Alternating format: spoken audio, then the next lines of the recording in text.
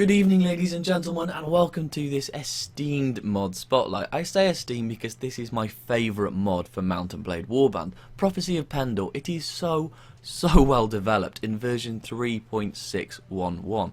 Now we'll start a new game. I'll just go through character creation. It is slightly different, although not tweaked too heavily. You can read through all the backstory and fluff when you play through the game for yourself. I won't ruin anything. The story at the top does adapt to your different choices. It's very cool if you ask me. So I'll just flick through a few. Obviously you can tell it adapts at the top. Now, become an adventurer and sail to the shores of Pendor. There are so many new banners in this game. It really is wonderful. We'll just pick a random one. This is the one I quite like. The Fox. The Forgettable Mr. Fox, if read it and that. Okay. Realistic. No quitting without saving. That's just how I like to roll.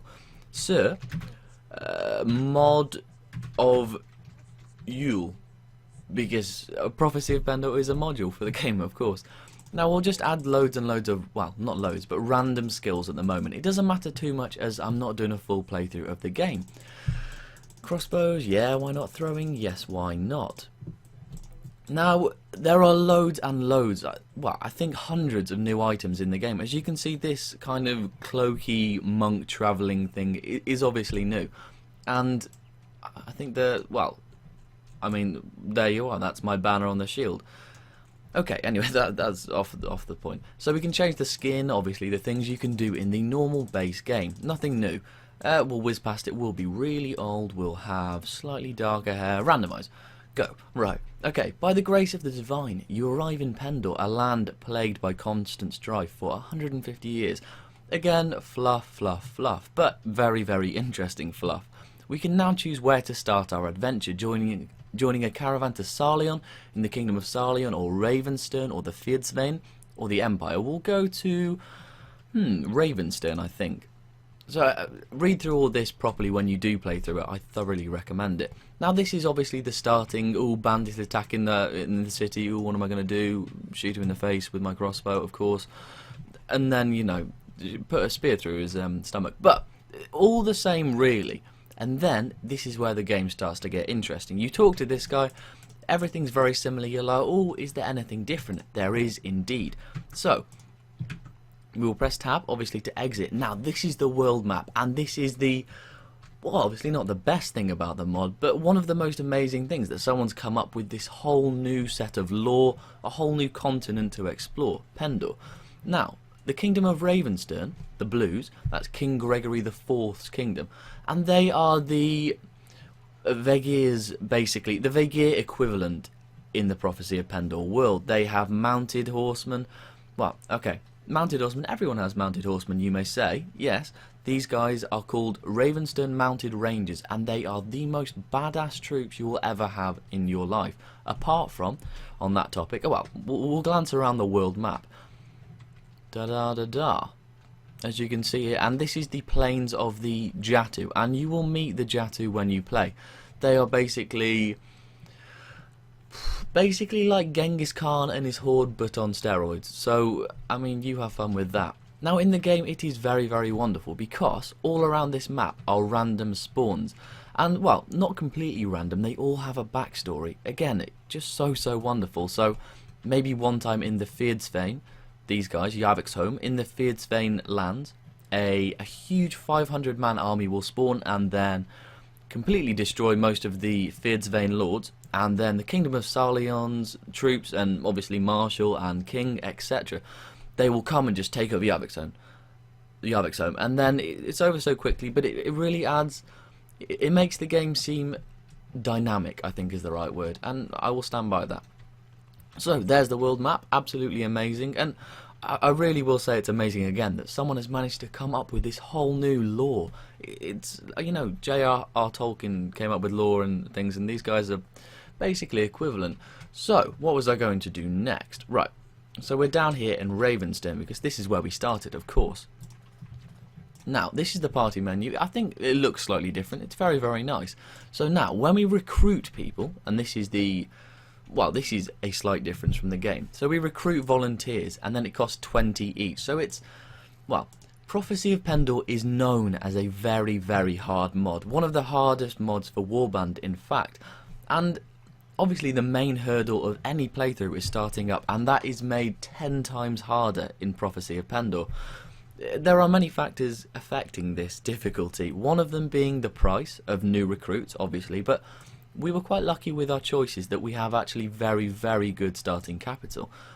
Another point which makes the game so hard at the start, and makes the game hard all the way through, is the power of the power of the brigands that you encounter.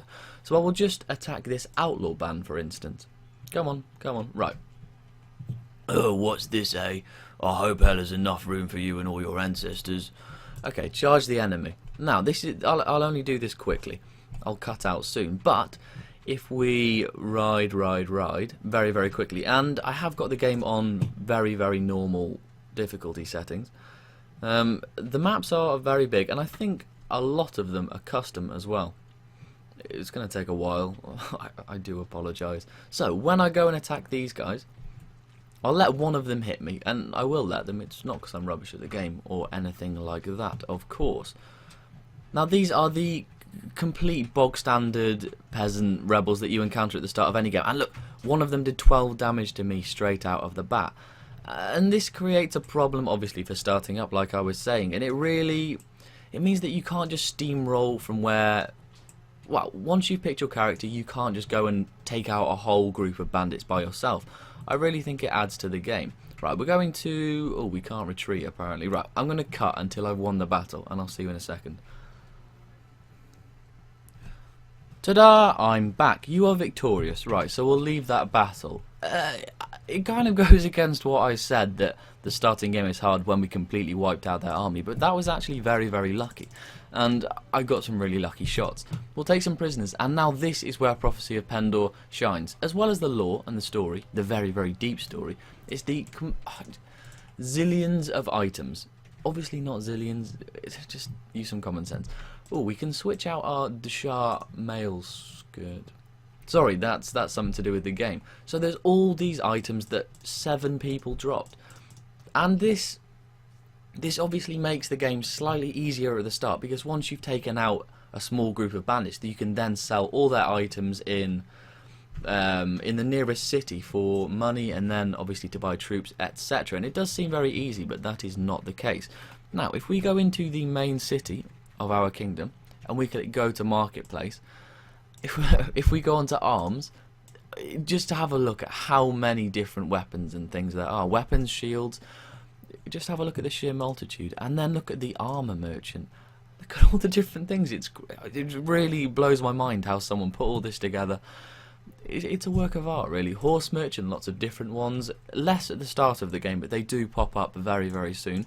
Goods merchants, and trading is actually a very important aspect of this mod, because it is so hard to fight.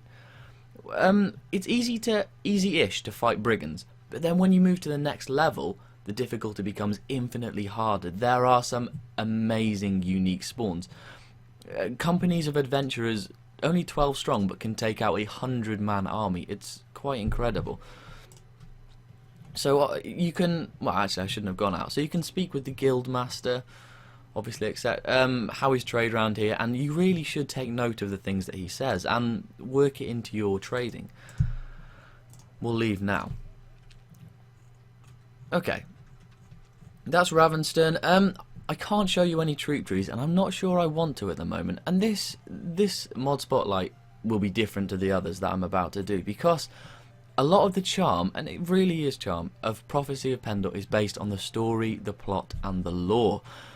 There are, I haven't showed you, but there are many, many night orders, and you can even create your own night order, but I really would like you to find them for yourself.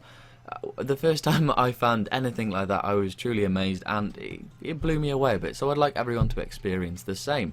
This has just been a quick overview of the start of the game, and there are many features. Obviously you can find them in the forums, the Prophecy of Pendor forums.